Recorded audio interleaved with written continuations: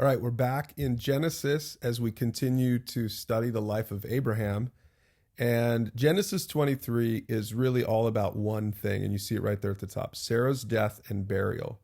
Sarah, the wife of Abraham. It says Sarah lived 127 years, and these were the years of the life of Sarah, and she died at Hebron in the land of Canaan, which eventually would be the promised land, right? But right now they're just kind of there as visitors. And Abraham went in to mourn for Sarah and to weep for her. Now, I'm going to let you read this for yourself. And there's a lot of big words, and it's maybe a little confusing if you've never read this before.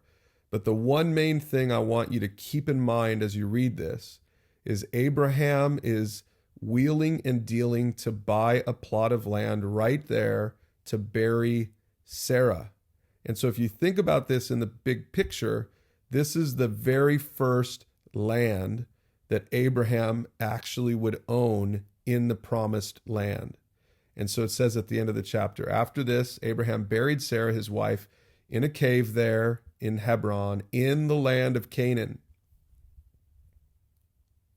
The field and the cave that is in it were made over to Abraham as property for a burying place by the Hittites.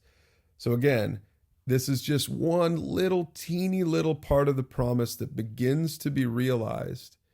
Abraham now owns just a little sliver of the promised land, and he buries Sarah there. So you can read this, journal on it. We'll see you tomorrow for the next chapter.